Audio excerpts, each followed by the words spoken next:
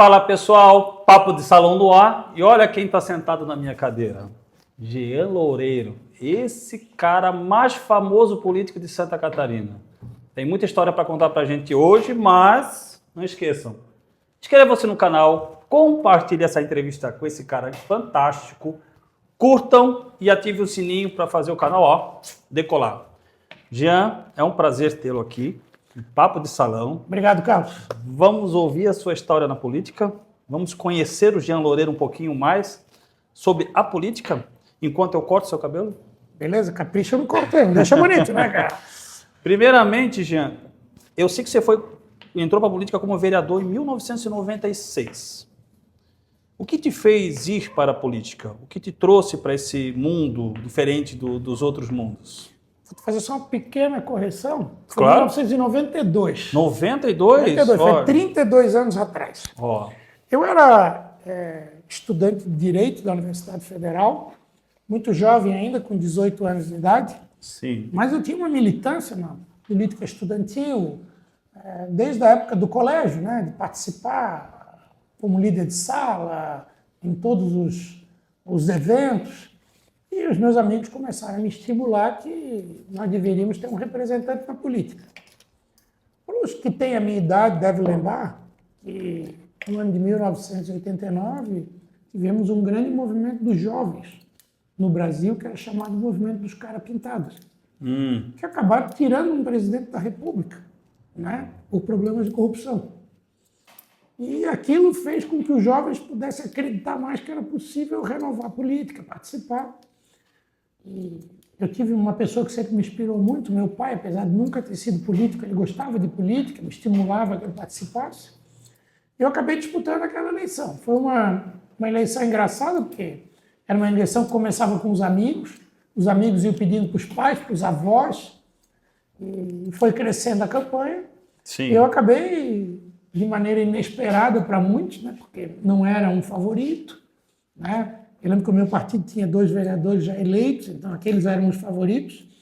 E eu acabei me elegendo, fui o menos votado de todos os eleitos, ganhei por 7 votos de diferença, mas venci a eleição, né? E entrei na Câmara naquela época como o vereador mais jovem, que sou até hoje na história. Não houve nenhum vereador... Então eu posso ver se eu acertei? 24 anos, é isso? Não, 19 anos de idade. 19 anos como vereador? 19 anos de idade. Né? Olha... E realmente, eu talvez não tenha percebido que eu tinha uma responsabilidade, porque se desse certo o meu mandato, Sim. e aquilo, a política refletia em todas as profissões que o jovem poderia ter oportunidade. Né? E se desse errado, talvez eu mostrar que o jovem poderia não ter. E acabou dando certo. Né? Sim. Eu, na outra eleição, já cresci 4 vezes a minha votação e tive 5 eleições de vereador. Passando por muitas secretarias da prefeitura. O Dário, quando foi prefeito, me convidou. Eu tive a oportunidade de assumir 6 secretarias municipais, ser presidente da Câmara, e do menos votado, eu acabei sendo o mais votado em 2008. Teve uma boa participação, né, na política pós-vereador aqui em Florianópolis, né? Teve uma boa visibilidade com a população, né? O que você demanda isso? A sua comunicação com o público? Primeiro, eu sempre fui um cara de muito trabalho, né? Característica, aquela história como prefeito, de acordar cedo, dormir tarde, se dedicar. Isso sempre marcou a minha vida. As minhas campanhas, as primeiras campanhas de quem ia para a rua, abordava os carros no semáforo, Sim. ia para o terminal de ônibus, ia para a saída das escolas, levava o nosso material, apresentar a nossa proposta. Lembro que no início a campanha era uma campanha de 6 meses, era uma campanha longa, né? Tinha tempo de visitar tudo, falar. Hoje é uma campanha de 45 dias, muito rápida. Mas essa marca acabou ficando muito forte em mim. Em 2010, eu disputei a eleição para deputado federal. Sim. Uma eleição que todos achavam impossível. Fiz 70 mil votos e acabei assumindo como deputado federal, né, que foi uma grande experiência de vida para mim. Eu aprendi os caminhos de Brasília, como buscar os recursos, tudo. E logo em seguida, em 2012, acabei disputando a eleição de prefeito. Minha primeira eleição. Né? E acabei perdendo. A gente olha assim e pensa, a política a gente aprende com as vitórias, aprende com as derrotas. Sim. Mas eu sempre digo que o importante não é a preocupação da vitória eleitoral, mas sim da vitória política. Sim. Eu digo que em 2012 eu saí maior do que eu entrei. Eu fui para o segundo turno, disputei a eleição com o ex-prefeito César Souza, Sim. acabei perdendo por uma pequena diferença de votos, né? Mas fiz mais de 100 mil votos, aquilo me projetou, me tornou conhecido. E logo em seguida, eu passei por um problema pessoal, porque eu acabei assumindo a presidência do órgão ambiental de Santa Catarina, Fátima, Uhum. e numa viagem de trabalho eu tive um acidente muito grave, um acidente de carro. Sim. Em Itajaí, um caminhão cruzou a minha vida, eu digo. E não era um caminhão pequeno, era um caminhão de cabine e carroceria. Ele cruzou a BR-101, fechou toda a BR-101. E o carro, o motorista desviou para o lado dele. A quina do caminhão veio toda em cima de mim. Eu fiquei muitas horas preso nas ferragens. O bombeiro tentando me retirar, serrando todo o carro. E tenho poucas memórias disso, alguns flashes, lembranças, né? E acabei indo para o hospital numa situação drástica. Eles chegaram a anunciar minha morte no estado. Muitos comentaram isso, que não tinha mais chance de sobrevivência. Eu passei na primeira noite por 8 cirurgias, né? E muitos já não acreditavam mais que eu ia sobreviver. Foram 30 dias na UTI. E realmente, de lá para cá foram 32 cirurgias. Nossa. Mas hoje eu tenho algumas limitações físicas. Uhum. Mas estou vivo, estou feliz, a minha saúde está melhor. Mas que lição que você tira disso? Primeiro é ter persistência, né? Quem tem vontade de viver sempre consegue. Segundo, que a tua família se une muito nesse momento. Né? A minha esposa, minhas 4 filhas, toda a minha família esteve muito próximo de mim. Uhum. E depois, um momento de fé, né? De tu ver que tu precisa ter a fé para poder ter força para seguir. Eu sempre digo que Deus me mandou uma mensagem, né? Tem que ter força e reagir, né? E não fosse a mensagem dele, talvez eu tivesse desistido. Em momentos que eu praticamente estava me entregando ali. Então, eu passei por isso. Sentiu em algum momento que poderia não voltar? Não conseguir? Olha, eu Ou tive... sempre tentou lutar até o final? Não, tive um momento que eu me entreguei. Eu vou até dar um testemunho Vou sentar de aqui vida, com você. né? Eu costumo falar para poucas pessoas isso, mas para quem tem fé e acredita. Obrigado. Ficou bom, né? Ó, cortei o cabelo de Loureiro. Eu estava na UTI, assim, muito grave. E lembro que à noite eu ouvi um telefonema, o governador Raimundo Colombo, Uhum. e o médico falava, não adianta o governador vir visitar, ele não passa dessa noite. Ele não passa aqui. Eu tinha muitas dores, porque quebraram todos os ossos do meu corpo. Fui esmagado por completo. E eu fiquei assim, eu acho que eu não tenho mais chance. E as dores aumentavam, eu fechava o meu olho e começava a ficar tudo branco. Eu falei assim, eu estou indo. Chamei minha mulher e disse, Cíntia, quero te pedir uma coisa, cuida das crianças. Eu estou indo embora. Não, tu não vai embora, tu não vai embora. Não, eu estou indo embora, não dá mais, estou indo embora. E ela e a minha irmã, né, parte, acho que a minha irmã, familiares começaram a orar na cama, ficaram ali. E eu, crente que eu estava me entregando para ir embora. E à noite, às noites as dores aumentavam, né? Em todas as dores. Teve uma enfermeira negra que passou assim e veio na minha direção. E ela chegou para mim e falou assim, Jean, tu tem uma missão muito nobre para cumprir, mas tu tem que ter força e reagir. Ela repetiu 3 vezes, tu tem que ter força e reagir. Eu lembro que ela saiu, eu tentei com o meu braço pegar, mas eu não podia pegar com o meu braço, porque estava todo destruído, quebrado, né? Na minha mente eu imaginei tentar pegar. E de manhã chegou minha mulher e falou assim, eu preciso falar com a enfermeira que falou comigo à noite. Tem o rosto dela, assim, é uma enfermeira negra, eu quero que tu chame ela aqui que eu preciso conversar com ela. Eu insisti muito com a minha mulher naquilo. Então, mas o que foi? Vai lá e chama.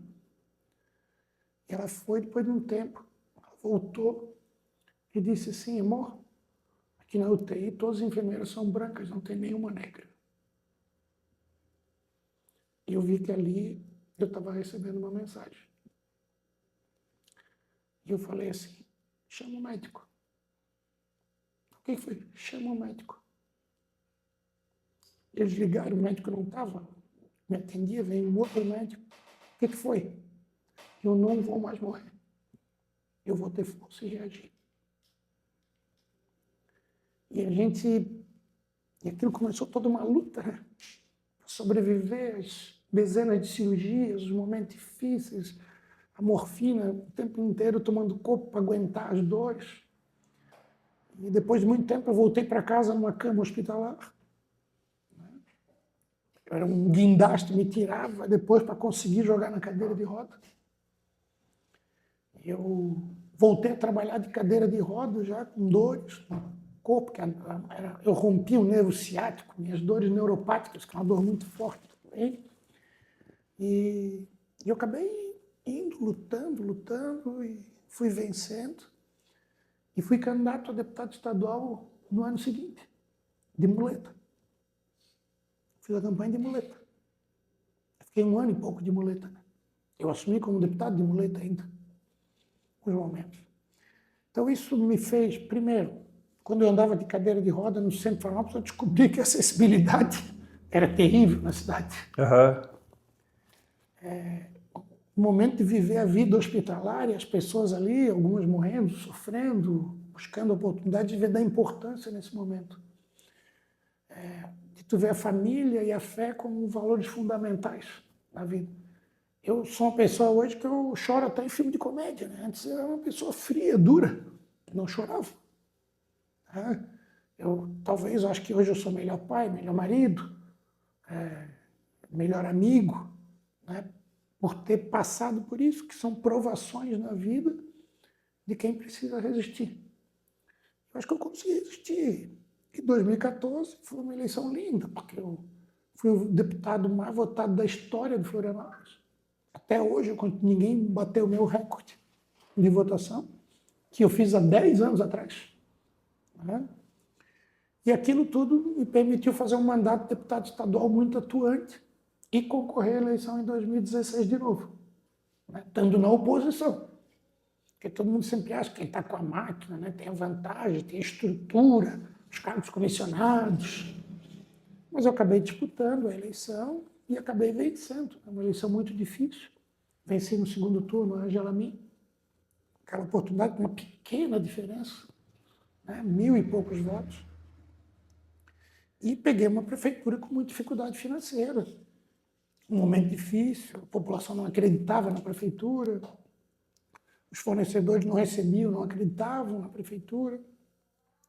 Foi muito duro primeiro ano, principalmente. Essa recuperação fiscal, essa reorganização da prefeitura, preparar projetos. Eu, por exemplo, tinha uma avaliação do Tesouro Nacional C, eu não podia pegar nenhum financiamento para fazer nada. Por incrível que pareça, atualmente a prefeitura voltou a ser C, para a tristeza da cidade. Eu cheguei a falar isso. Eu entreguei como A, em 2 anos virou C. O atual prefeito passou para C. Né? E esse é um dado oficial da Secretaria do Tesouro Nacional, não é uma avaliação minha. Eu tive que recuperar, foram 2 anos para passar a CA. Preparei em 2019. Foi o ano que, na história do Florianópolis, que a prefeitura mais fez obras. Eu fiz 2.000 obras no meu governo. E veio a pandemia em 2020, muda todo o cenário do processo. É uma luta para conseguir dar sobrevivência, manter as empresas, a economia, né, com todas as restrições estabelecidas que tiveram. E a gente tinha que tomar decisões que poderiam significar perder vidas, quebrar empresas, destruir famílias, e tudo muitas vezes na mão do prefeito. Eu consegui ter uma equipe técnica muito qualificada. Florianópolis acabou se transformando em referência nacional naquele momento. Inclusive, eu presidi o Consórcio Nacional de Prefeitos na área de saúde. E Na análise estatística, Florianópolis foi a cidade que mais salvou vidas proporcionalmente com as medidas que nós preparamos na estrutura de guerra. A gente tinha um almoxarifado com estoque gigantesco. Compramos mais barato, porque sabia que na frente ia aumentar com a demanda. A gente previu muito antes o cenário que ia acontecer e se preparou para isso. E acabou tendo um bom resultado. E quando veio a eleição, uma eleição diferente, uma eleição no meio da pandemia, né? Sem muito contato com as pessoas, mas a população acreditando muito em mim. Né? E acabei vencendo no primeiro turno, o que parecia quase impossível, né? Com 10 candidaturas, você vencer no primeiro turno a eleição. E venci, comecei o governo, foi o momento das vacinas, depois de superar o pós-pandemia, enfrentar e tal, muito difícil, até que a cidade começa a criar uma expectativa no meu nome de poder ser governador do estado. Então, assim, pô, mas o Jean é muito conhecido aqui na Grande Florianópolis, mas lá no extremo oeste pouca gente me conhece. Mas a construção política, o apoio dos partidos acabaram vindo. Essa questão, tu acha que pesa ser um prefeito de uma capital como Florianópolis e ser prefeito de uma e depois, sequencialmente, da segunda candidatura, ser 2 vezes prefeito, pesa na escolha do voto para o Estado? Porque é uma cidade divisada, eu acho que né? o primeiro mandato, assim, você ainda não tem, porque o trabalho de Florianópolis como prefeito, ele repercute no estado inteiro. Exato. Todo mundo sabe o que o Jean fez. Eu viajei o estado, todo mundo sabia. O Jean fez isso, foi um bom prefeito, foi atuante, fez o asfaltaço, investiu na saúde, revolucionou a educação, fez uma série de coisas. Então, o pessoal me conhecia no estado. Mas no primeiro mandato ainda é difícil. Talvez no segundo mandato, você já está 6 anos, que foi o que aconteceu comigo. É óbvio que eu vivi um momento de 2 ondas muito fortes, né? A eleição nacionalizou, as pessoas votavam mais num número do que no candidato. Ou era o candidato do Lula ou o candidato do Bolsonaro. Né? Foi aquela polarização política que teve naquela época, pesou bastante, né? E muito forte, e a população nem conseguiu olhar a proposta de outro candidato. Eu, obviamente, que venci a eleição em Florianópolis, que é a minha cidade, venci com uma grande diferença, mas isso não permitiu chegar no segundo turno. Já na tua opinião, essa questão da polarização, que eu ia chegar mais um pouco à frente sobre isso, ela atrapalha muito a campanha de um candidato que não está nenhum nem outro lado, que está visando o seu trabalho? Eu acho que ela, em alguns momentos, ela atrapalha a percepção do eleitor do melhor projeto para a cidade. Porque você acaba dando um voto mais pela ideologia do que pela proposta de trabalho, pela capacidade de gestão do administrador. Né? Eu não estou querendo aqui menosprezar a importância da ideologia, porque ela é importante para as pessoas. Pô, se o Carlos acredita nisso, eu posso confiar nele. Se ele não acredita, eu não posso confiar. Né? Mas se você em nenhum momento olhar as propostas que ele tem para o seu estado, para a sua cidade, você acaba fazendo uma visão míope, né? Do que é melhor para Florianópolis, no caso da nossa cidade. Uhum. Mas a eleição municipal ela é menos influenciada pela nacional. Eu vivi isso em 2020, né? 2016, porque você não tem a eleição de presidente junto. Tem eleição de presidente, a pessoa só olha a eleição presidencial, ela olha muito pouco. A de governador, a de deputado e senador, menos ainda. A de prefeito, não. O tempo de TV é mais dedicado ao prefeito. O tempo de rádio é mais dedicado ao prefeito. As pessoas mexem com o cotidiano delas, porque o buraco da rua tem uma relação direta com o prefeito, o centro de saúde tem uma relação direta com o prefeito, a escola e a creche que está faltando, que está quebrado, que tem problema, tem relação com o prefeito. A questão ambiental tem uma relação com o prefeito. Mesmo não sendo tudo responsabilidade do prefeito, ele é o grande comandante da cidade. Cabe a ele liderar politicamente movimentos para que aconteça. Então, eu acho que a eleição municipal ela é menos ideológica, ela é menos polarizada e ela leva em conta, né, uma capacidade de poder ser o gestor da cidade. Daí eu diria assim, o que é importante para ser prefeito? Ter experiência, é óbvio que é importante. Né? Já ter passado, por exemplo, o fato de eu ter sido deputado federal, deputado estadual, vereador, secretário municipal de várias secretarias, ter um conhecimento acadêmico, né, como advogado, administrador, mestre em engenharia, tudo isso junto, né, e a minha experiência política me permitiu, talvez, superar desafios que quem não tivesse vivido isso teria mais dificuldade. Né? Então, nós agora estamos próximos de uma eleição. Eu só estou olhando experiência administrativa, capacidade de governar, valores, propostas que são apresentadas. Eu acho que esse é o papel que o eleitor tem que fazer. Fazer uma análise, né, deixando de lado, né, muitas vezes questões, se é do partido A, B ou C, talvez má importância no que a proposta muda a vida dele. Porque o prefeito tem condição de mudar a vida de uma pessoa. Com certeza. Digo que o meu grande salário é quando eu mudo a vida das pessoas para melhor. Eu vivi momentos assim que eu senti que a minha ação mudou a vida das pessoas. Isso te dá um prazer de ser prefeito. Quer uma aguinha? Né? Copo de água é boa, por favor. Esse copo estilizado. Estilando, né? Vamos providenciar um para o Jean. Jean, agora eu quero fazer uma pergunta para você. Você tem uma larga experiência com mobilidade, com estrutura pública, com crescimento. Uma mesma pergunta que eu fiz para o candidato Dário. Você está apoiando ele e com essa sua experiência, existe dentro da comunidade sempre algumas negatividades em relação a obras, né?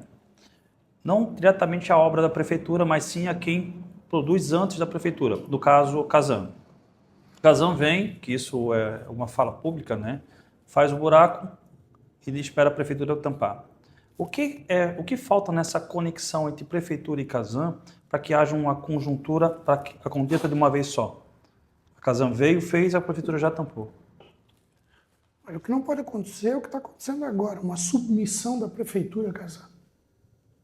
Desculpa falar isso. É a verdade da prefeitura. Aí é o seguinte, eu tenho o apoio do governador, então eu não posso falar nada contra a Casan.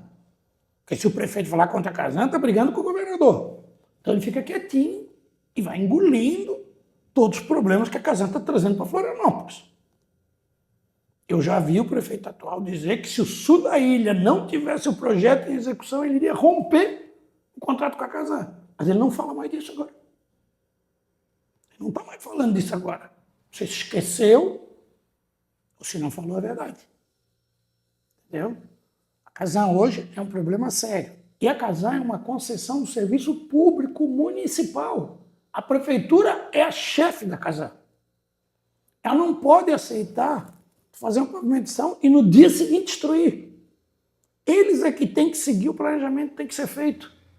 E se nós formos analisar, o sul da ilha é onde a Casan mais deve em termos de captação e tratamento de esgoto em toda a cidade de Florianópolis. É onde nós vamos chegar daqui a pouco, né? Vamos entrar nessa questão do buraco, mas na questão do saneamento básico aqui no sul da ilha, que também é muito cobrado. Isso, e ouve-se dizer que a Casan teria uma concessão até completar até 2033, né? Caso seria rompido o contrato. Você acha que é possível isso acontecer? Você acha que com a nova prefeitura entrando, seja o candidato Dário... Eu acho que tem que ser um candidato independente. Ele não pode ser um candidato submisso. Ele não tem que ter medo de enfrentar a Casan para prestar um bom serviço para a cidade. Infelizmente, isso está acontecendo agora. Então, assim, se der um problema com a Casan aqui, vocês veem o prefeito lá, não, eu vou romper, que não. Não vem. Ele até já cobrou em tempos atrás, falou que ia fazer, mas acabou não fazendo. Talvez pelas questões eleitorais, de quem ele coligou, de quem está próximo, ele se sinta com dificuldade de fazer isso. Então, eu quero ser claro que o prefeito tem que... O interesse maior dele é o interesse da cidade. E a Casan deixa a desejar no serviço. A gente há de se reconhecer até que o abastecimento de água é praticamente universal. Em alguns pontos mais altos, o bombeamento poderia melhorar, mas especialmente a captação e tratamento de esgoto, que é um dos problemas mais sérios, precisa ter investimento. O extremo sul da ilha não está nem no planejamento ainda de projeto para se ter condição de atender. Então não podemos, nós estamos no ano de 2024. Nós ainda estamos discutindo isso. Tudo bem que não é exclusividade de Florianópolis, né? A questão do captação e tratamento de esgoto, ela tem baixos índices em Santa Catarina, histórico, talvez seja um dos indicadores piores comparado a outros, já que Santa Catarina é sempre um destaque positivo. E o que se deve a isso, comparado então? a isso. Isso é um histórico, né, do que foi feito, de não se valorizar a importância disso. Porque quando se fala de saneamento, parece que é só esgoto, né? Mas saneamento é drenagem, né? Saneamento é recolhimento do lixo e encaminhamento correto, né? É captação e tratamento de esgoto e abastecimento de água. Esses 4 itens aqui formam o saneamento.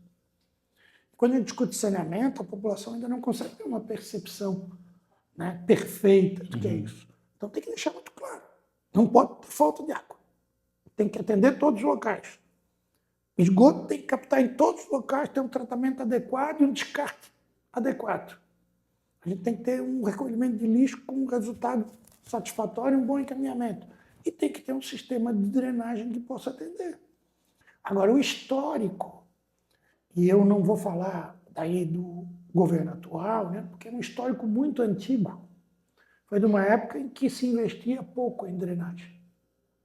Então, se você pegar o histórico de 30 anos atrás, 40 anos atrás das SCs, não se pensava em ter uma macrodrenagem. Se fazia rodovia sem se imaginar isso. Hoje a gente percebe que é necessário fazer um sistema de macrodrenagem para várias regiões da cidade, né? Um sistema de drenagem adequado para muitas ruas que alagam com qualquer chuva que tem. Então são desafios que tem que enfrentar, que na minha opinião, o prefeito não pode delegar o problema é dele como prefeito, ele tem que assumir e buscar a solução. O candidato que você apoia, você acredita que ele venha chegar a ter uma solução em relação a isso? Principalmente ao sul da ilha, que o pessoal apela há muito tempo? Olha, eu vou dar um exemplo do maciço do Morro da Cruz. Eu era secretário. Quando o Dário foi prefeito, eles fizeram uma revolução do saneamento no maciço do Morro da Cruz. 17 comunidades empobrecidas. Sem pavimentação, esgoto correndo a céu aberto, as crianças brincando em cima do esgoto. Sem escadaria, sem corrimão de proteção, com problema de desabamento.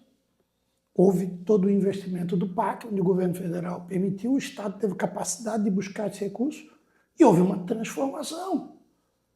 Entendeu? Os ônibus só começaram a subir para lá depois, quando, assim, para todos os recantos, antes tinha ônibus que subiam, né? Na época do Grande, quando começou isso, mas aquela região se transformou, né? Se transformou, trouxe mais segurança, trouxe bem-estar, trouxe serviços. Ainda não é ideal, eu investi muito lá. Quando eu assumi, não tinha nenhuma área de lazer no maciço do Morro da Cruz. Eu fiz 5. Eu tinha bairros que não tinha uma única praça. A Tapera não tinha praça. E você foi bem falado na época no Tapera, na questão, entendeu? Né? A Tapera foi um bairro muito esquecido na cidade. Tinha uma noção de que quem está lá dizia uma época que eram tipo invasores e tal. Quando na verdade não é nada disso. A população ela cresceu pela característica de proximidade da base aérea, da busca de pessoas para ter o seu local para morar. Só que era um bairro que não tinha quase nada de serviço. Eu terminei, o Dário botou a Tapera no mapa, porque não existia. Praticamente não tinha rua pavimentada. Eu lembro que a Rua do Juca não era pavimentada. Não tem falando da Rua do Juca, era a principal, além da Soriana. Né? O Dário fez a Rua do Juca, fez uma série de coisas. Eu pavimentei todas as ruas. Eu fiz a Escola do Futuro, a melhor escola de Florianópolis. Eu fiz uma das melhores praças de Florianópolis. Eu troquei toda a iluminação por LED. Eu ampliei o centro de saúde. Eu fiz a creche da Tapera. Quando falei, todas as ruas oficiais foram pavimentadas. Eu urbanizei a praia da Tapera. A Tapera reconheceu. Tanto que na minha eleição, eu fiz em torno de 90% no primeiro turno. Da eleição com 10 candidatos. Mas é óbvio que não foi só na Tapera. Né? Se eu pegar o que a gente fez no Morro das Pedras, na Armação, no Pântano do Sul, nos Mas Açores, acredita que a força de vocês vem da Tapera esse ano? Eu acho que o sul da ilha tem um grande reconhecimento pelo trabalho do Dário e do meu trabalho. Né? Foram momentos que... Eu pergunto porque vocês dois tiveram um grande... Eu não consigo imaginar assim, né? Um prefeito que está pensando em fechar a UPA do Rio Tavares. Entendeu? do lado do terminal de ônibus. E o prefeito quer fechar a UPA do Rio Tavares. Ah, fez o hospital lá no Carianos, não sei o que, mas o serviço estava aqui do lado. Tem que melhorar? Tem que melhorar. A saúde é um bem infinito, sempre tem que melhorar. Nós ampliamos o serviço. O problema é que hoje tu precisa ter equipe de saúde da família, mais equipes. Quando eu falo mais equipe, eu estou falando mais médicos, mais enfermeiros, mais técnicos de enfermagem. Né? Nós chegamos a ter um cálculo, a recomendação, para se ter, o ideal seria uma equipe de saúde da família, que é pelo menos 4 profissionais, para cada 2.500 habitantes. Né? Era a nossa meta atingir. Agora, quando chega a 4.000, 5.000, que está faltando médico para atender. Por isso que o centro de saúde está lotado. Por isso que o pessoal está indo, muitas vezes, de madrugada de novo, porque já tinha acabado. Esse assunto está vencido. Tu não vinha mais falar disso. Agora, o pior é tu ir lá fazer e tu vai marcar um exame. Quanto tempo está demorando o exame? Pô, será que nós não temos que fazer mutirão em todas as áreas, investir para poder botar em dia? São bens, eu vivi isso pelo menos saúde, meu pai, que tu precisa em tempo real. Tu não pode esperar tanto tempo para fazer isso. Hoje, eu acho que eu posso falar com clareza. Para quem está me assistindo aí, pergunta qual é o maior problema. Um dos maiores é a saúde. Hoje? Precisa, sim, tem vários problemas em Florianópolis, mas a saúde é o que cuida das pessoas, da vida das pessoas, é o que não pode faltar. Né? Precisa ter mais qualidade na gestão, mais investimentos, mais profissionais, mais estruturas. Né? O sistema de saúde de Florianópolis hoje piorou muito. Quando eu fui prefeito, nós éramos o melhor sistema de saúde dentre todas as capitais do Brasil. Né? E não era ideal. Precisava melhorar. Então a gente vê que talvez a falta de recurso, o momento crítico que vive as finanças da prefeitura, tem dificuldade de poder fazer. Por isso que eu optei em estar junto com o Dário, que tem experiência, que foi senador, né? Que conhece os caminhos do recurso, que sabe como fazer uma gestão, já foi prefeito 4 vezes. E junto comigo a gente está somando forças para poder fazer a transformação que Florianópolis precisa. Essa seria uma boa pergunta. CONCAP. Há muitos e muitos vêm tendo problemas de posicionamento da prefeitura e CONCAP. O que fazer para solucionar esse problema? Bom, nós não temos problema com o trabalhador da CONCAP. Uhum. Ele é um trabalhador qualificado, preparado. Concordo. Né? Pô, ele faz um serviço com qualidade. Tem que reconhecer, não há problema. A discussão que tinha, muitas vezes, era a questão das greves contínuas, que impedia o serviço. Né? Que começou a se avaliar, pô, nós vamos continuar investindo para não ter a certeza da continuidade, então começou a se discutir novos modelos. Né? Que é o pensamento que cada um tem. O Dário tem o pensamento dele, eu tenho o meu, o que fazer. Acho que o mais importante para todos é o seguinte: a CONCAP existe, ela não vai acabar. Ela tem que se manter, tem que ser uma valorização do seu trabalhador, né? Mas a cidade toda vai ter que continuar tendo um serviço de qualidade e bem prestado em todos os recantos de Florianópolis. Terá uma boa conversa com CAP e prefeitura, para que possa ter um andamento. O Dário sempre teve uma relação muito boa, né? O trabalhador da CONCAP, ele gosta do Dário, tem uma boa relação. Uhum. Né? E foi um período de bons investimentos na empresa, que ele teve bons resultados. Dentro da sua candidatura como deputado federal, você teve uma ênfase em mobilidade urbana, né, para cá. Hoje, Florianópolis ela é hoje vista no mundo inteiro como uma capital de melhor qualidade de vida, né? E tem um crescimento exponencial, tanto no setor imobiliário, né, e a crescência junto com a população. O que fazer para conter os agravamentos e a diversificação irregular das áreas? No momento tem que ter planejamento urbano, né? Quando tu fala de mobilidade, tu tem 2 vetores para trabalhar. A gente geralmente trabalha na consequência, né? A consequência é fazer mais rodovias. Porque se o trânsito aumenta, se eu não tenho um transporte coletivo eficiente, os restos tem mais espaço para mais carros. Eu diria que você tem que trabalhar com todas as frentes ao mesmo tempo. Você precisa ter o transporte coletivo mais eficiente. O que significa transporte coletivo mais eficiente? Significa ter qualidade na estrutura do transporte, bons ônibus, limpos, com condição de trabalhar, com ar-condicionado, ter um conforto que está ali. Segundo, ter uma velocidade comercial, um tempo de deslocamento que permita atrair o usuário até o transporte. Se ele é um tempo muito mais longo que o carro, com mais dificuldade, com menor número de linhas, eu vou optar pelo veículo individual e não pelo transporte coletivo. E o terceiro tem que ter um preço justo, porque se o preço é caro, eu saio.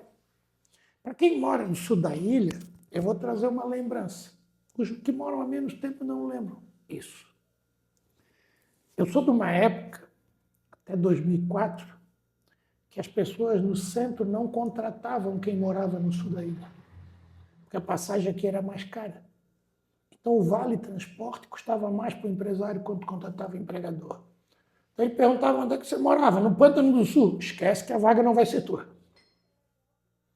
Daí o Dário veio, implantou a tarifa única. A tarifa única, ela reduziu drasticamente para quem morava mais distante e trouxe uma justiça social. O empregador hoje não pergunta mais onde é que tu mora, porque o preço do vale transporte é o mesmo para todo mundo. E quando eu assumi, eu fiquei muitos períodos sem dar reajuste, para poder segurar o preço e ter uma atração do usuário para o transporte. Eu criei o Domingo na Faixa, eu criei várias alternativas de transporte com ideias inovadoras para atrair o usuário para dentro do sistema. Né? Então tinha o horário de pico, que era um preço normal, fora do horário de pico era um pouco mais barato, o pessoal ia ali para poder ter atração. A gente permitiu fazer com que distribuísse melhor o usuário na cidade para ficar em maior condição. Quando você tem isso, você diminui o número de veículos, mas você não vai acabar com o número de veículos. Então você é obrigado a pensar. Quando eu assumi, eu tinha um desafio, que era fazer o elevado do Rio Tavares. Quem é daqui do Campeche lembra quanto tempo demorava para passar pelo elevado. Com certeza. Quando a gente inaugurou, Com certeza. Mudou a realidade. Pode falar. Eu vim de Biguaçu agora. Eu fui num compromisso lá. Se não tivesse o contorno viário, provavelmente eu ia demorar mais uns 20, 30 minutos. Obras estruturantes, ela mudam a realidade da mobilidade. Então, a nossa cidade precisa ter obras estruturantes para mudar essa realidade. Aí você tem que trabalhar, por um lado, o transporte coletivo, no outro lado, um sistema viário adequado. E trabalhando modais que são atividades complementares. O uso de bicicleta tem que ser estimulado para o uso de pedestre com segurança, com sistemas, transporte marítimo e outras formas que você tem que discutir para poder complementar. Então, eu diria que mobilidade não é dizer que vai cuidar de uma coisa só. Daí, quando eu falo em planejamento, o que eu falo? Tem estudos que identificam que uma pessoa dificilmente caminha mais de 500 metros para chegar até um ponto de ônibus. Então, o que eu tenho que fazer? Eu tenho que adensar mais próximo das rodovias principais, onde eu tenho proximidade com o ponto de ônibus. Para ter um público que justifique ter mais linhas que passem ali. Né? E tudo isso faz num planejamento, entendendo aonde que cabe, como cabe fazer, para poder melhorar. Então, é um sistema que tem que ser pensado como um todo. Então, é óbvio que tu pensar um plano diretor da cidade bem programado, bem planejado, para o que se tem, qual é o limite que nós queremos para o sul da ilha, por exemplo? Nós vamos ter que ter um limite, né? Em algum momento. Agora, não fechar a porta e proibir as pessoas de entrar também não vai conseguir. Então, ou você organiza e diz aonde que pode crescer e como pode crescer, ou vai ter o crescimento desordenado. Daí ninguém segura o planejamento de uma cidade. E há muita crítica em cima de alguns, né? E outros positivam, outros criticam a relação dessa aprovação do novo plano diretor, que é o aumento de andares para prédios próximos às orlas, que vai possibilitar o aumento também da população nas regiões. Isso ele pode ser modificado, pode ser melhorado? Isso cabe ao parlamento, né? Por isso é importante ter a escolha de bons vereadores. né? É o legislativo que acaba decidindo que Mas isso vota. acaba atrapalhando um pouco a prefeitura, o projeto da prefeitura em relação a isso? Olha, a prefeitura ela tem que ser o órgão que possa pensar o planejamento, mas a deliberação final, qualquer alteração, passa pela Câmara, né? Por isso que o Executivo ele não pode trabalhar longe do Legislativo. Por que nós queremos eleger bons vereadores? Para poder ter uma Câmara que tenha uma capacidade de discussão e um conhecimento real do que faz. Nós temos um exemplo aqui, está nos visitando aqui o Michael Comod, que é aqui do sul da ilha, que conhece o sistema que está falando. Então, quando eu falo isso, eu digo porque, às vezes, o eleitor se preocupa muito com o voto do prefeito e não está preocupado com o voto do vereador, que é tão importante quanto o voto do prefeito, né? Então, é um papel que a gente tem que sempre avaliar, sempre relembrar, né? A importância do voto não é votar em qualquer um, né? É entender, olhar a vida pregressa, quais são suas propostas, o que ele pretende fazer, né? Qual é a sua postura. Acho que tudo isso leva em conta para a gente também ter um bom parlamento na cidade. Isso é fundamental para uma boa gestão. Então, a aprovação vem da Câmara de Vereadores, não do prefeito. Então, as pessoas normalmente cobram do prefeito O prefeito essa é aprovação. responsável pelo encaminhamento, pelo estudo, mas o vereador ele pode modificar, pode aperfeiçoar, pode melhorar. O legislativo ele governa junto com o executivo. Nós somos um estado que é considerado um dos melhores segurança do país, né? A melhor polícia militar. Parabéns, um salve lá para a Polícia Militar de Santa Catarina. Hoje, você acredita que pode ter uma melhora na Guarda Municipal de Florianópolis? A melhora em contingente, porque a Guarda faz um excelente trabalho também, mas um contingente menor. Eu acho que precisa ter isso. Existe uma expectativa da população para isso acontecer. Quando eu fui prefeito, foi a primeira vez que a Guarda Municipal descentralizou seus serviços. Nós começamos inicialmente com uma base no norte da ilha e a meta era ter uma no sul da ilha, que acabou não se concretizando ainda, né, para fazer. Isso permite que eu tenha uma equipe própria da região para fazer um trabalho na região. Porque a Guarda Municipal ela tem várias competências que se extrapolam competências limitadas à questão do trânsito nas vias públicas municipais. Então, ela tem trabalho preventivo, ela tem trabalho de orientação, ela tem trabalho educativo, ela tem uma série de questões que possam aperfeiçoar. Agora, sobre o quesito de segurança, nós temos áreas com problemas de violência, né? Como é que se faz isso? Você não faz só com uma repressão permanente. Porque você não tem estrutura para fazer uma repressão ad eternum permanente. Então você começa com muita estrutura policial e entra com muito projeto social. E à medida que aumenta o projeto social, você pode diminuir a estrutura de segurança. Porque a sociedade se acomoda e começa a entender que o trabalho social, que o preventivo, os valores voltam, as famílias voltam. É esse um formato ideal de como fazer. Daí tem uma cidade com centralidade, onde se discuta menos deslocamento, que é ali onde você mora, você estude, você tem a sua igreja, você tem a sua área de lazer, você tem o seu convívio, tem a sua praia, que tem esse privilégio ainda de ter isso. Então, a questão de segurança é todo um formato, às vezes, de como fazer.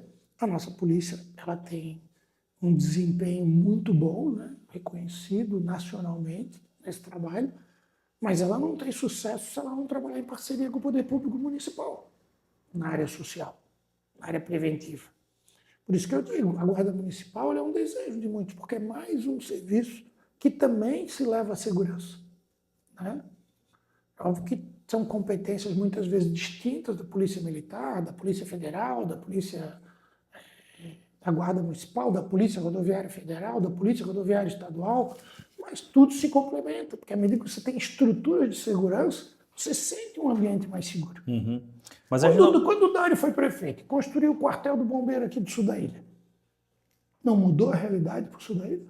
Ajudou Segurança? bastante, claro, ajudou bastante. Porque o tempo de resposta, que antes podia representar 40 minutos, passou a ser em média de 10 minutos. Todo mundo se sente mais seguro. Quando o Dário inaugurou a UPA do sul da ilha, 24 horas, que não tinha. O que uma mãe pensa? Se o meu filho ficar doente à noite, eu consigo levar ali próximo. Antes tinha que levar, talvez, lá no centro, no hospital, numa emergência, para ver se seria atendido. Então você tem que ter estruturas locais que são fundamentais. Eu me recordo de um episódio. Fizeram um estudo que a creche mais cara que tinha em Florianópolis era a creche do Pântano do Sul. E o meu secretário, Maurício, disse, pô, pelo estudo da área técnica, o ideal é fechar a creche. Porque se você pagar o transporte, pode ser mais barato que a creche. Assim, serviço público nunca se fecha nada. Porque é um sentimento de posse daquele bairro, de ter a creche ali. E tem que levar em conta isso, a cultura. Eu lembro quando se discutiu em determinados momentos, antes de eu ser prefeito, que queriam tirar a futura construção do centro de saúde do Ribeirão da ilha, não queriam deixar no Ribeirão. Queriam levar para outra região. Eu falei, não, vai ser no Ribeirão. A comunidade sonhava com aquilo há anos, queria aquilo há anos. Então, tu tem um sentimento de posse, de proximidade, o serviço tem que estar mais próximo do cidadão. Eu acho que essa é a realidade da guarda também é isso, está próximo, o desejo das pessoas. Uhum. Bom, a pergunta em relação a esse aumento de contingente é que com a quantidade de praias aqui e o aumento de pessoas, existe também a insegurança que vem junto, né? E nesse caso, precisa-se de um contingente maior. Vai ser olhado para esse lado, Jean? É preciso, né? Preciso ter uma boa organização dos serviços para que efetivamente eles estejam, né, junto à comunidade, porque tu também não pode ter desvio de função. A atividade tu tem que fazer todos trabalhar e trabalhar de maneira melhor, com melhor resultado. E não é fácil fazer, não apenas pelo custo, porque você não é a decisão tomada hoje e começa o guarda amanhã. Você tem que fazer o concurso. Você tem que fazer o curso de preparação. Sim. Então, se você tomar a decisão hoje, é para ter um resultado daqui a 6 meses ou mais. Então, você tem que tomar essa decisão logo. Porque, naturalmente, alguns acabam saindo, opção de vida. Daqui a pouco, hoje ainda, a guarda ainda é jovem, ainda não tem muitos aposentadores, mas daqui a pouco vai ter. Mas em 6 meses o aumento aqui é bem grande, né? Entendeu? E o aumento da população vem. Então, tu tem que aumentar os serviços. Uhum. Se tu pensar assim, eu zerei a fila de vaga em creche. Florianópolis. Zerei. Mas se eu ficar um ano sem construir, já volta a ter filho novo. Então você tem que estar sempre fazendo. Daí você vê a dificuldade. A prefeitura organiza há algum tempo, desde a época que eu era prefeito, um plano de um novo programa de financiamento para a educação, que é o BID Educação. Projeto reconhecido mundialmente, né, pelos resultados de Florianópolis na educação. Quando terminou, o banco orientou para a gente começar a preparar o BID 2. 68 milhões de dólares para a educação de Florianópolis. Se preparou o projeto, se discutiu com o banco, estrutura técnica, consultoria, levou, o banco aprovou tudo. Só falta uma etapa, aprovar no Senado. Não vão aprovar, sabe por quê? Porque caiu o rating da prefeitura com o Topazio, passou a ser C e com C a lei não permite ter financiamento com aval do governo federal. É possível voltar? Nós vamos ter que recuperar. Mas para recuperar, vai ter que ser um outro prefeito que pense de uma outra forma, que pense em gestão fiscal. Se eu for lá para o continente, a beira-mar continental também tem o financiamento previsto do Fomplata, para seguir. Tu não consegue fazer uma obra daquela com recurso próprio. Né? Tu tem que pensar, mas com C tu não consegue fazer. Eu, quando eu assumi com C, eu não podia pegar financiamento. Só pude pegar depois de 2 anos. Tive que botar ordem na casa. Então é momento de botar ordem na casa. E daí vão dizer, mas a gente está fazendo crítica. Não, eu saí, estava A, agora está C. Mudou alguma coisa. E mudou para pior, no termo de gestão fiscal. Os números, a avaliação diz isso. Ah, mas não faz diferença, você não pode pegar o financiamento com aval do governo federal. Eu estou falando de 2 casos só, da educação e estou falando da beira-mar continental que vai ligar até São José. E São José já está avançando, está fazendo. Mas por que São José está fazendo? Não está fazendo. Porque São José não está certo. São José, a avaliação deles permite. Por sinal, vamos falar dos municípios aqui. Biguaçu, Palhoça, São José, Florianópolis. Florianópolis é a única que é C. O resto estão em A. Os restos estão em A, tem uma que está em B e 2 que estão em A. Ora.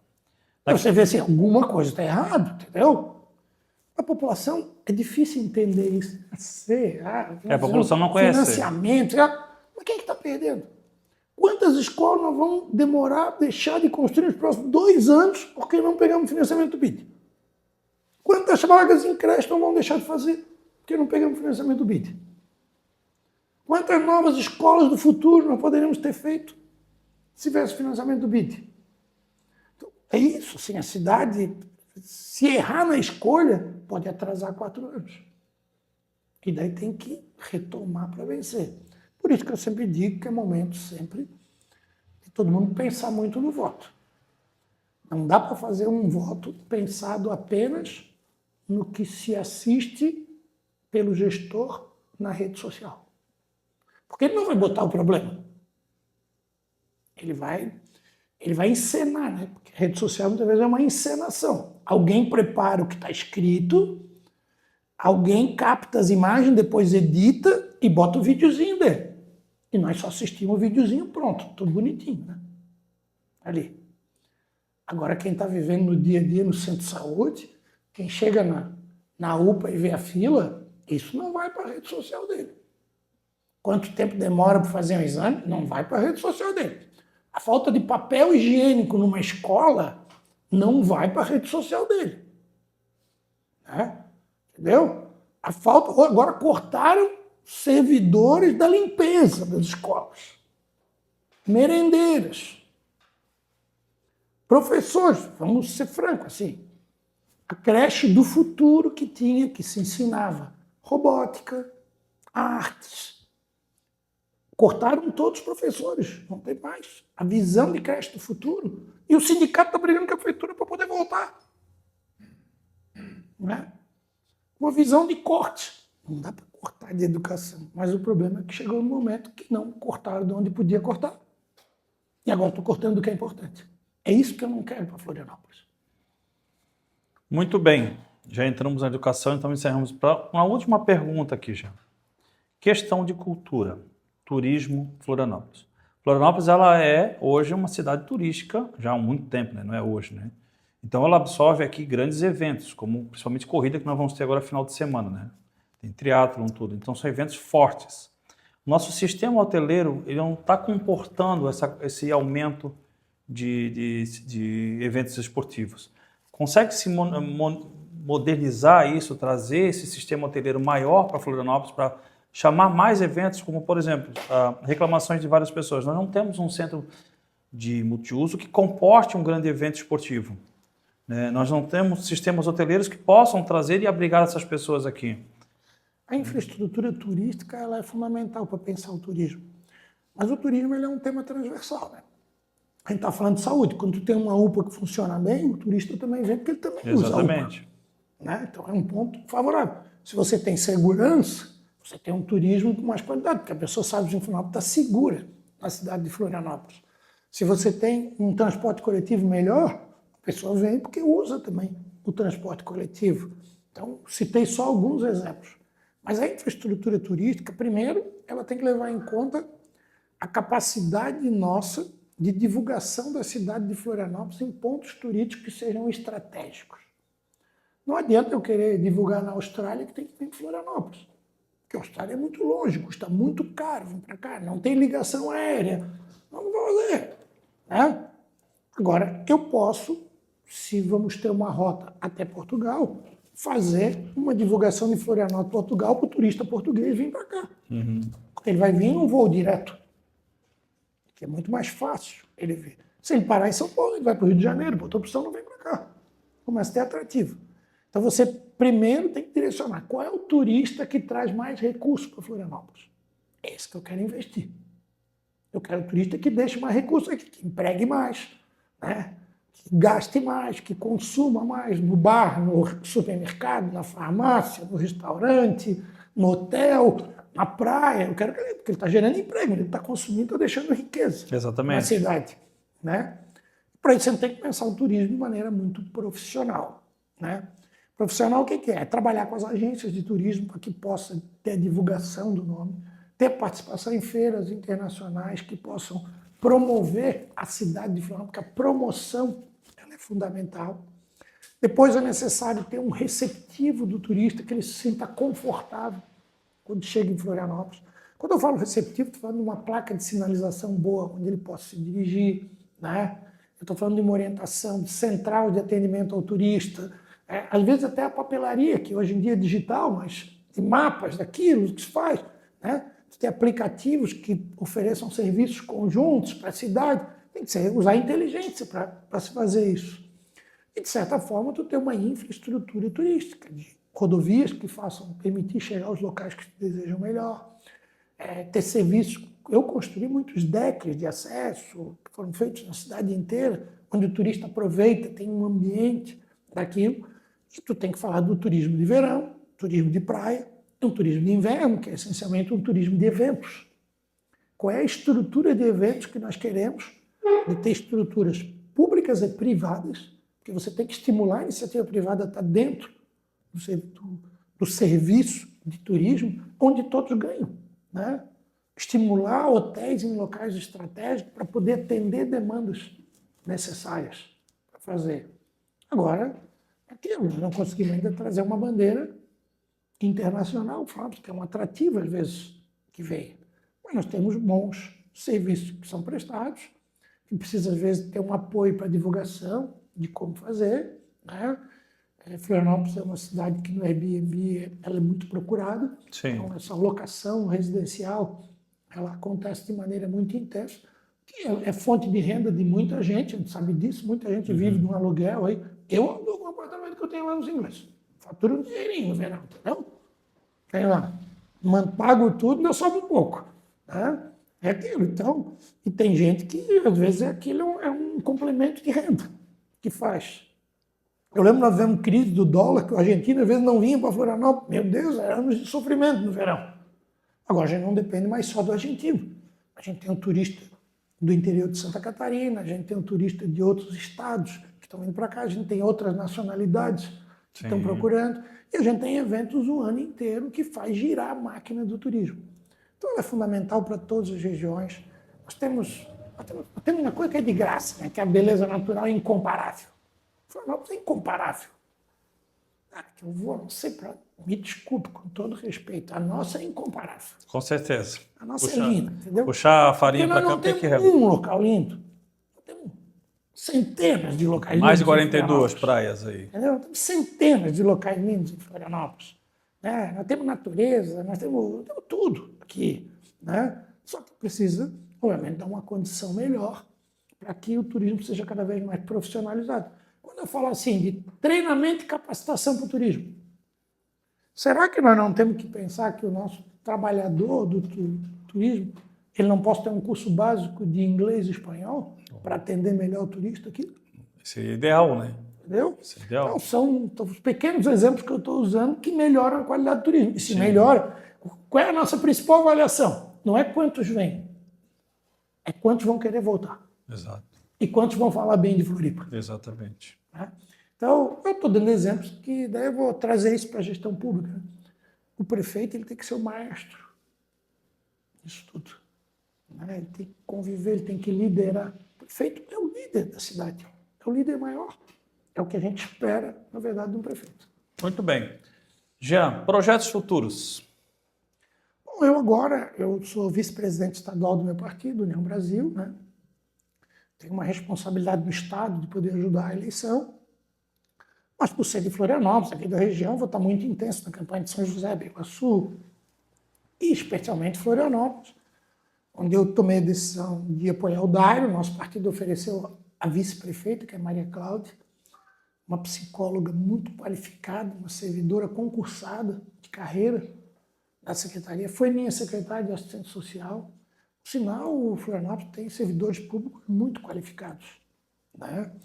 E ela vem representar essa gama de servidores, de uma demonstração clara de valorização da mulher na chapa. Ela tem bandeiras de defesa assim, que são sensacionais, a Maria Cláudia. Por sinal, ela mora ali no sul da ilha. Né? Ela mora ali no finalzinho dos Açores. Ela é aquela, né, casada com um surfista profissional, que trabalha, bem manezinha daqui do interior, que cresceu, fez a vida. Assim, e é uma mulher muito qualificada e profissional que vai ajudar muito o Dário. tomei a opção de estar numa chapa dessa, que é onde eu acredito que possa fazer Florianópolis voltar aos trilhos, melhorar e avançar em muita coisa. Qual é o meu papel? Meu papel é de colaborador.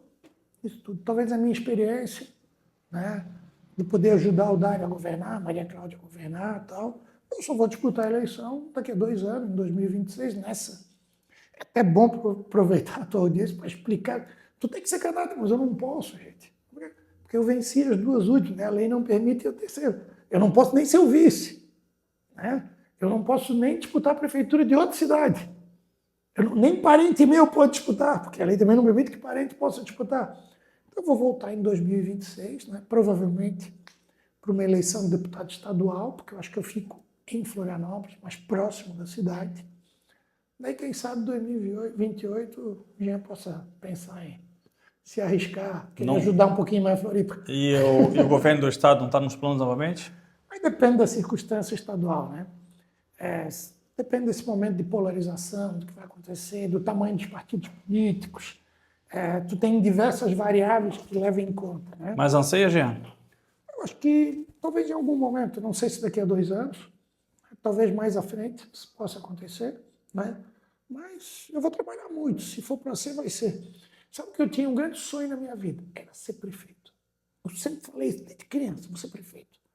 Eu cheguei prefeito, agora eu também tenho sonho de ser governador, mas eu realizei meu principal, que é ser prefeito. Eu por aqui já estou feliz, mas acho que eu posso colaborar com o meu estado também, em breve em algumas coisas, talvez como deputado estadual. Você acredita que pegou uma campanha 2022 ali meio pesada, com candidatos que já estavam numa frente diferenciada, como Moisés, Jorginho, Esperidião Amin? Eu peguei o Décio Lima, todos que já tinham disputado a eleição para o governo do estado, né? Era o primeiro que não tinha disputado a eleição ali. Mas foi uma grande experiência política, né? Fiz mais de 500 mil de votos, né? 555 mil votos em Santa Catarina. Percorri todas as regiões do nosso estado, conheci a economia de Santa Catarina, vi realidades diferentes em cada região. Então, foi para mim uma grande escola. Eu continuo correndo o estado, fazendo partido, discutindo os problemas do estado. Acho que isso me deixa cada vez um político mais completo, né? Tu sempre tem que buscar aperfeiçoar. Apesar de eu não sou mais aquele guri de 18 anos que fui candidato a vereador, já estou com 51. Mas eu tenho que me reinventar a cada dia. Né? Se tu não inovar, se tu não buscar mudar, tu se envelhece para o mundo político. E eu busco a cada dia ser um G mais renovado, com novas ideias, com novas tecnologias, conhecendo a realidade, visitando as pessoas. É uma pergunta com parâmetro do atual prefeito. Você acredita que a rede social ela te ajuda ou ela te atrapalha no teu andamento da prefeitura? Olha, eu acho que ela tem que existir, a rede social, para se divulgar, né?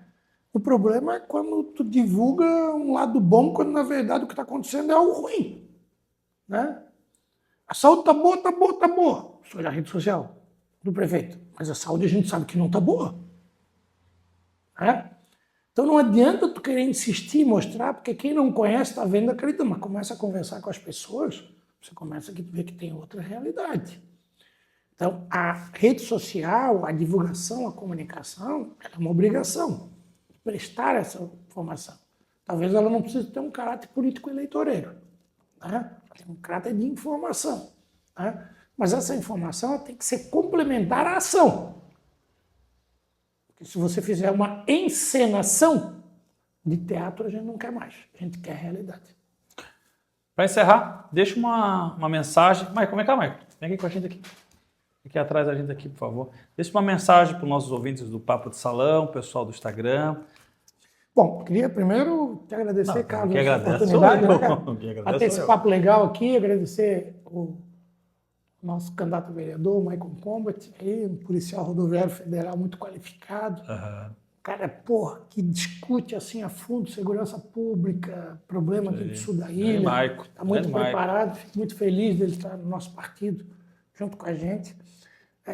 Adorei essa tua ideia de papo de salão, porque eu já fiquei um pouquinho mais caprichado aqui, né? No teu barbeiro não ficando com muito... tapa na peruca, vamos falar pessoal, né? Teu barbeiro não ficando com muito ciúme, tá bom. Não, vou mandar um abraço pro Hugo. Ô, Hugo, barbeiro lá do abraço, hein? Mano. lá do Estreito. Ó, eu Desde pequenininho, meu. Eu virei bem meu pouquinho, barbeiro então, aí. bem pouquinho, nem mexi no teu trabalho. Tal.